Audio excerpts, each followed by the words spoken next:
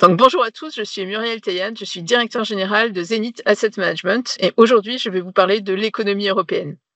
Donc, l'économie européenne est en train de vivre un tournant historique. Ce tournant historique, cette métamorphose, puis les mots sont forts, mais j'y tiens beaucoup, est portée par l'Allemagne et notamment par le futur chancelier, Monsieur Merz, qui vient d'être élu. Donc, le futur chancelier Merz propose un plan extrêmement ambitieux qui inclut un fonds spécial de 500 milliards d'euros sur l'infrastructure. C'est une absolue nécessité pour l'Allemagne, dont les infrastructures sont vieillissantes. Ce fameux plan, donc de 500 milliards, va porter à la fois sur la protection civile, sur les infrastructures, sur le transport, sur l'éducation, mais également les hôpitaux. Et donc, il y a un deuxième volet aux mesures adoptées par le futur chancelier Merz. Il s'agit d'une réforme constitutionnelle qui va permettre de sortir les dépenses de défense du fameux frein à l'endettement. Au total, l'ensemble de ces mesures va avoir un impact extrêmement fort pour l'économie allemande, mais également pour l'économie européenne. Toutes ces mesures, bien entendu, sont liées à ce qui se passe sur un plan international et au contexte géopolitique. En effet, les tensions avec la Russie, mais également l'incertitude quant à l'engagement américain envers la sécurité européenne ont évidemment donné un coup de booster finalement au chancelier, au futur chancelier. Et d'ailleurs, en parallèle à ce qui se passe en Allemagne, la Commission européenne a elle-même adopté un programme extrêmement ambitieux qui va permettre, là encore, de ne pas comptabiliser les dépenses militaires dans les critères des déficits des divers pays membres de l'Union européenne.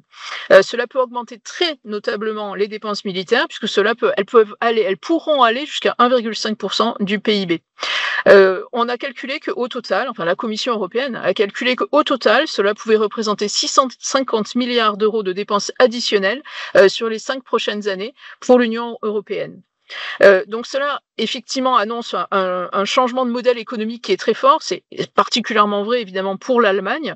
L'Allemagne a bâti sa prospérité, évidemment, ces dernières années sur les exportations. Elle est en train de se lancer vers un nouveau paradigme qui vise désormais à stimuler sa demande intérieure. Et ce peut être un facteur de changement majeur pour l'économie européenne. Donc l'histoire européenne a souvent montré que les crises servaient de catalyseur à l'intégration et actuellement, la convergence à laquelle nous assistons entre l'Allemagne, la France et le Royaume-Uni, qui aurait pu s'attendre à cela il y a peu de temps encore, et donc cette fameuse convergence autour de la notion de défense et de défense européenne pourrait constituer une avancée absolument significative pour l'intégration européenne.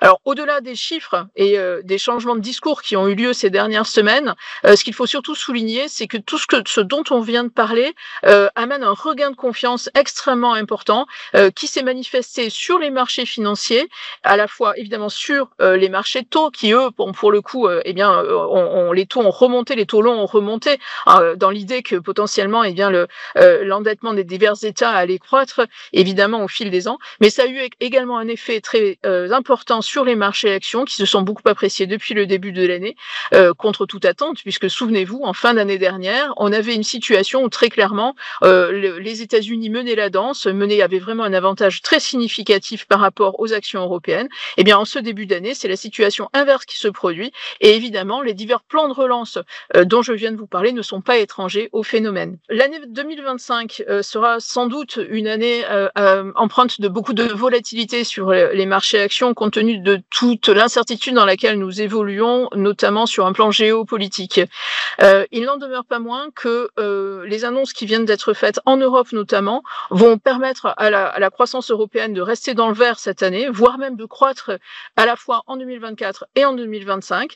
Donc dans ce contexte, nous serons ravis de vous accompagner à travers nos solutions de gestion.